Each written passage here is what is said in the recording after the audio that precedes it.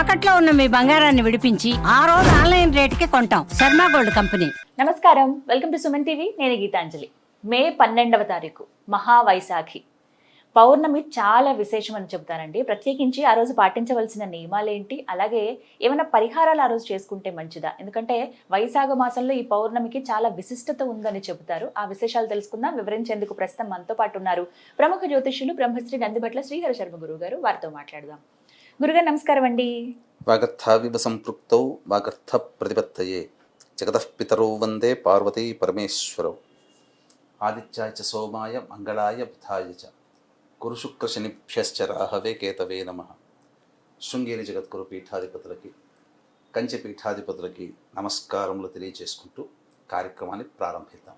గురుగారు, మహావైశాఖి ప్రత్యేకించి అసలు ఈ పౌర్ణమి ఎంతో విశేషం అని విన్నానండి. ఏంటి ప్రత్యేకం అంటే ప్రతి పౌర్ణమి చాలా విశేషమే, ఏ మాసంలో అయినా సరే. అయితే ఈ మాధవ మాసంగా చెప్పబడుతున్నటువంటి వైశాఖ మాసంలో పౌర్ణమి విశిష్టత ముందుగా తెలియచేయండి.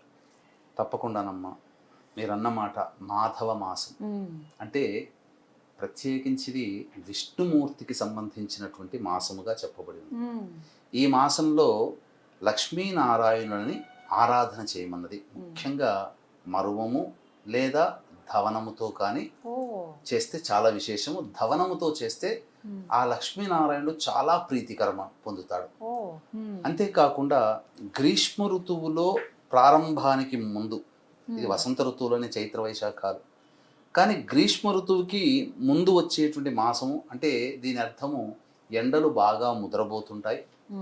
కాబట్టి ఈ ఎండ తాపము నుంచి రక్షించుకోగలిగేటువంటి ద్రవ్యములని అవసరం ఉన్నటువంటి వాళ్ళకి, ఏదైతే లోపం ఉంటుందో ఆ లోపం ఉన్నటువంటి వాళ్ళకి అందించే విధంగా ఈ యొక్క మాసములో దానాది కార్యక్రమాలు చేయమన్నది.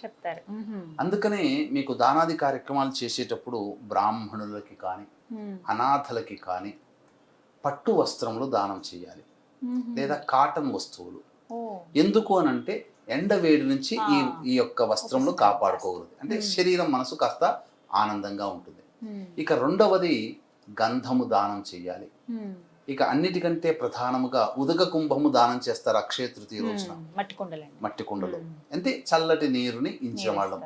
అందుకని ఈ వైశాఖ పౌర్ణమి ప్రారంభం నుంచైనా కానీ ఇంటి ముందర ఏవైనా కానీ చలివేంద్రములు ఏర్పాటు చేసుకునేవాళ్ళు. ఒకప్పుడు దారిన పోయే బాటసారులు దాహం వేస్తే నీళ్లు, అంటే దీనివన్నీ కూడా. అంతేకాకుండా ఏవైనా కానీ అతిథి అభ్యాగతులకి అన్నదానాది కార్యక్రమాలు చేసుకునేటువంటి మాసంగా చెప్పబడి ఉంది. ముఖ్యంగా విసనకర్రలు, అలాగే వస్త్రములు, గంధము, ఇవన్నీ కూడా దానం చేయాలి. కంబళ్ళు కూడా ఈ యొక్క పౌర్ణమి రోజున దానం చేస్తారు. చాలా విశేషం అమ్మా. ముఖ్యంగా మనకు వైశాఖ పురాణం గనక చూసుకున్నట్లయితే ప్రతి అధ్యాయంలో కూడా ఈ సంబంధించినటువంటి విష్ణు దేవతారాధనే చెప్పబడి ఉంది ఈ మాసమంతా కూడా. కాబట్టి అంటే ఏ మాసంలోనైనా కానీ విశేషించి అనేక దేవతల మాసంగా చెప్పబడి ఉన్న ఈ మాసంలో మాత్రము ఎక్కువగా విష్ణు దేవతారాధన చెప్పబడి ఉంది. అంతేకాకుండా ఈ వైశాఖ మాసానికి చాలా ప్రత్యేకత ఏమిటంటే ఈ సంబంధించినటువంటి అవతారాలలో అనేక అవతారాలు ఈ యొక్క వైశాఖ మాసంలోనే ఏర్పడ్డాయి. కూర్మ అవతారము, కూర్మ ద్వాదశి అని అంటారు ఈ మాసంలోనే. అలాగే పరశురామ జయంతి ఈ మాసంలోనే ఏర్పడింది.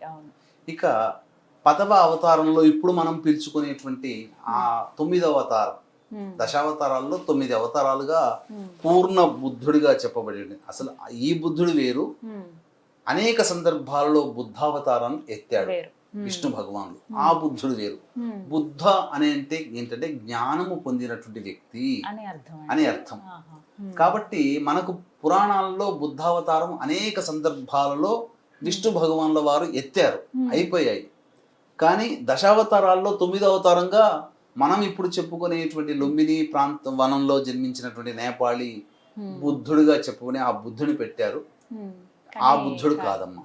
కాకపోతే ఈ బుద్ధుడు వైశాఖ పౌర్ణమి రోజునే జన్మించడం, మధ్యరాత్రి ఈ వైశాఖ పౌర్ణమి రోజునే జ్ఞానాన్ని పొందడం, అందుకే బుద్ధ పౌర్ణిమ అని అంటుంటుంటారు ఎక్కువగా బౌద్ధులు. ఎందుకంటే ప్రపంచవ్యాప్తముగా బౌద్ధులు కూడా ఉన్నటువంటిది కాబట్టి ఈ ఈ యొక్క పౌర్ణమి రోజున ఎక్కువగా చేస్తారు.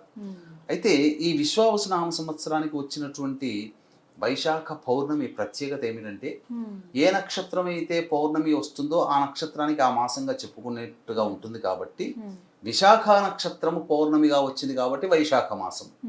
కాబట్టి విశాఖ నక్షత్రము చాలా గొప్పదైనటువంటిది నక్షత్రము.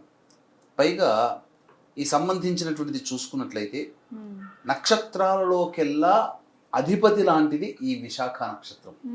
అందుకే ఈ విశాఖ నక్షత్రానికి మొదటి మంత్రం ఏముంటుందంటే ఓం నక్షత్రాణామధిపత్ని విశాఖే, నక్షత్రాలలోకెల్లా అధిపతి లాంటిది ఈ విశాఖ నక్షత్రం అని మనకు చెప్పబడి ఉంది. కాబట్టి ఈ విశాఖ నక్షత్రం అంత గొప్పది. కాబట్టి విశాఖ నక్షత్రము పౌర్ణమి కలిసినటువంటి రోజున చాలా విశేషముగా అమ్మవారి ఆరాధన చేయాలమ్మా. ఆ రోజండి అమ్మవారికి చెరుకు రసంతో గనక అభిషేకము జరిపించి పులగం నైవేద్యంగా పెడితే కోరిన కోరికలన్నీ తీర్చగలుగుతుంది అమ్మవారు. ఈసారి సోమవారం రోజు వచ్చింది. సోమవారం ముఖ్యంగా మీరు గమనించుకున్నట్లయితేనమ్మా, మనకు ఇందువారం అంటే ఇందు అంటే చంద్రుడు, ఇందువాసరే అంటారు. కాబట్టి చంద్రుడికి సంబంధించినటువంటిది వాసముగా సోమవారం. పైగా ఈ విశాఖ నక్షత్రం ఉండడం, పౌర్ణమి రావడం, చంద్రుడు పౌర్ణమిగా ఉండడం, కాబట్టి చాలా ప్రత్యేకమైనటువంటి పౌర్ణమిగా ఈ యొక్క 2025లో చెప్పవచ్చు. కాబట్టి ఇలాంటి అద్భుతమైనటువంటి రోజున చాలా అందరూ కూడా చేయాల్సినటువంటిదల్లా దానాది కార్యక్రమాలు చేయాలి. దానాది కార్యక్రమాలు చేయాలి. ముఖ్యంగా సముద్ర తీర ప్రాంతానికి దగ్గరగా ఉన్నటువంటి వాళ్ళు పితృ కార్యక్రమాలు, తర్పణాలు చేసి ఎవరైతే సముద్ర స్నానము చేస్తారో వాళ్ళకి పితృదేవత అనుగ్రహం కలుగుతుంది. మనకు పురాణాంతర్గతంగా చెప్పబడినటువంటిది ధర్మరాజు. ఈ ధర్మరాజు ఈ వైశాఖ పౌర్ణమి రోజున తన పితృదేవతల ప్రీతి కోసమై తిలతర్పణాది కార్యక్రమాలు జరిపించి సముద్ర స్నానము చేసి పితృదేవతల యొక్క అనుగ్రహాన్ని పొందాడు అని చెప్పి మనకు మహాభారతంలో ఉంది. కాబట్టి ఈ సందర్భంగా చెప్పబడినట్లుది. కాబట్టి వీక్షించేటువంటి ప్రేక్షకులు ఎల్లరూ కూడా ఈ వైశాఖ పౌర్ణమి రోజున దగ్గరలో గనక మీకు సముద్రం ఉంటే పితృదేవత అనుగ్రహం కోసం పితృతర్పణం కల్పించి సముద్ర స్నానం చేస్తే చాలా మంచిదమ్మా. కాబట్టి ఇంతకంటే గొప్పది ఏమిటంటే, చాలా మంది అనేక రకాలుగా వీక్షించేటువంటి ప్రేక్షకుల్లో చాలా మంది అనేక రకాల సమస్యలు, విద్య, వివాహ, ఉద్యోగ, దాంపత్య, సంతాన, అనారోగ్య సమస్యలు, ఎన్ని ప్రయత్నాలు ఈ సంబంధించినటువంటి సమస్యల్లో ఎన్ని ప్రయత్నాలు నిజాయితీగా చేస్తున్నా విజయాన్ని పొందలేకపోతుంటారు. ఎంతో గొప్పగా జీవించిన వాళ్ళు కూడా చిన్న స్థాయికి చేరుకుంటుంటారు. ఒకప్పుడు ధనవంతులుగా ఉన్న వాళ్ళు ఇప్పుడు భిక్షాధికారులుగా మారారు. కాబట్టి ఎంత సంపాదించినా డబ్బు నిలవకపోవడము, ఏదో ఒక అనారోగ్య సమస్యలతో కుటుంబ సభ్యులు తరచూ బాధపడుతూ ఉండడం, అలాగే కుటుంబ సభ్యుల మధ్య ప్రశాంతత లేని జీవితం ఉండడము, అంతేకాకుండా సంపాదించినంతా ఏదో ఒక కారణం చేత నష్టపోతుండడము. ఇంకా చెప్పాలి అని అంటే ఈ సంబంధించినటువంటి ఏ ఇంట్లోనైతే కులాంతర మతాంతర వివాహాలు జరిగినా వీక్షించే ప్రేక్షకులు గమనించుకోవాలి, మీ పిల్లల్లో భవిష్యత్తులో కులాంతర మతాంతర వివాహాల జోలి పోకుండా ఉండాలి అని అంటే పితృదేవతల అనుగ్రహం కావాలి. అంతేకాకుండా ఇప్పుడు సర్వసాధారణం అయిపోయాయి అనారోగ్య సమస్యల్లో liver problem, kidney problem, cancer రోగాలు. కాబట్టి ఈ సంబంధించినటువంటి సమస్యలతో ఎవరైనా కుటుంబ సభ్యులు చనిపోయినా లేదా ఈ సమస్యలతో కుటుంబ సభ్యులు బాధపడుతూ ఉంటే పితృదేవతల యొక్క ఆగ్రహం వల్ల ఈ యొక్క సమస్యలు, ఈ సంబంధించినటువంటి కులాంతర మతాంతర వివాహాలు లేదా 60 సంవత్సరాల లోపల ఏ విధంగానైనా కానీ చనిపోతూ ఉంటుంటారు. అటువంటి వాళ్ళు ఈ సందర్భంగా పిండ ప్రదాన కార్యక్రమం పితృదేవత ప్రీతికి. కానీ ఈ సమస్యలు ఉన్నాయి అని అంటే పితృశాపాలు, స్త్రీ శాపాలు, గురు శాపాలు, సర్పశాపాలు, దైవ శాపాలు, ఈ 5 రకాల శాప ప్రభావాలు ఉన్నట్లు లెక్క. ఈ 5 రకాల శాప ప్రభావాల కోసమే ఈ సంబంధించినటువంటి పంచశాప నివృత్తి కార్యక్రమాలు చేయించుకోవాలమ్మా. ఇట్లాంటిది ఈ రోజునైతే ఎవరైనా కానీ ఆసక్తి ఉంటే ఈ పౌర్ణమి రోజున ఇటువంటి పంచశాప నివృత్తికి, ముఖ్యంగా పితృశాపము, స్త్రీ శాపము, సర్పశాపాల నివృత్తికి ఈ యొక్క సవివరమైనటువంటి విధానపూర్వకమైనటువంటి కార్యక్రమాన్ని నిర్వహించడం జరుగుతుంది. 11వ తారీఖు రోజున బయలుదేరి 12వ తారీఖు రోజున ఈ కార్యక్రమాన్ని చేయించడం జరుగుతుంది. అవకాశం ఉన్న వాళ్ళు ఈ కార్యక్రమంలో ఎవరైనా కానీ నమోదు చేసుకోవచ్చు. ముఖ్యంగా ఈ సంబంధించినటువంటి పితృశాపము, స్త్రీ శాపాలు తొలగుతాయి. ఇది ఒక ఆస్పెక్ట్. Hmm. ఇక సాధారణమైనటువంటి సమస్యలు, ఉద్యోగ సమస్యలతో బాధపడుతున్నటువంటి వాళ్ళు లలిత అమ్మవారికి కానీ విశేషముగా పరమేశ్వరునికి కానీ ఈ సంబంధించినటువంటి చెరుకు రసంతో ఈశ్వరుడికి అభిషేకము జరిపించి జిల్లేడు పుష్పాలతో కనుక ఈశ్వరునికి అర్చన చేసినట్లయితే ఉద్యోగ సమస్యలు తీరుతాయి. వివాహ సమస్యలతో ఎవరైనా బాధపడుతున్నట్లయితే పటిక బెల్లం దొరుకుతుందమ్మా. ఆ పటిక బెల్లం పొడిని కానీ మిశ్రిని కానీ బాగా దంచి ఆ పొడిని నీటిలో వేసి ఆ నీటితో కనుక అమ్మవారికి కానీ ఈశ్వరుని కానీ అభిషేకం జరిపించి చక్కగా గన్నేరు పూలతో కానీ మల్లె పూలతో కానీ అర్చన చేసి గారెలు గనక నైవేద్యం గనక పెట్టినట్లయితే తప్పకుండా వివాహ సమస్యలు తీరుతాయి. ఇక ఈ పౌర్ణమి రోజున ఈశ్వరానుగ్రహం ఎంతటికీ కలగట్లేదు అనుకున్నటువంటి వాళ్ళు చక్కగా అన్నాన్ని గంజి వార్చాలి.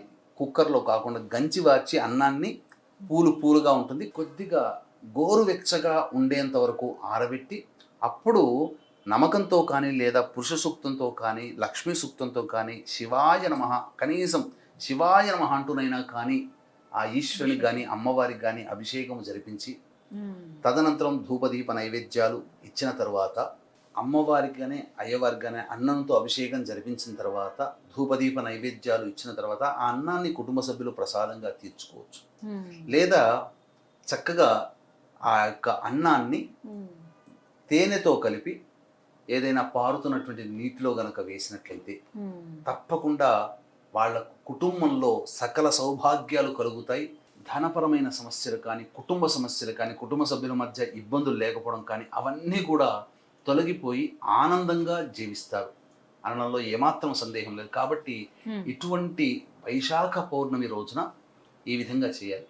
ముఖ్యంగా ఇంతకుముందు చెప్పుకున్నాం లక్ష్మీనారాయణుని కూడా అర్చన చేయాలి ఆ రోజున. అనగా వెంకటేశ్వర స్వామికి కానీ లేకపోతే నరసింహస్వామికి కానీ ఇలా అర్చన చేసి తదనంతరం పెరుగన్నాన్ని నైవేద్యంగా పెట్టాలి. ఇంకొక విశేషం ఏంటంటే అంతకన్నా ముందు రోజున నృసింహస్వామి జయంతి 11వ తారీఖు వచ్చింది నరసింహస్వామి జయంతి. కాబట్టి నరసింహస్వామి ఆరాధన కూడా చేసినటువంటి వాళ్ళకి చాలా గొప్ప మేలు జరుగుతుందమ్మా. మొత్తంగా ఈ మహావైశాఖిని ఈ విధంగా జరుపుకోవాలని అంటారు. చక్కగా వివరించారు గురుగారు, ధన్యవాదాలండి. సర్వం శ్రీ ఉమామహేశ్వర పరబ్రహ్మార్పణమస్తు.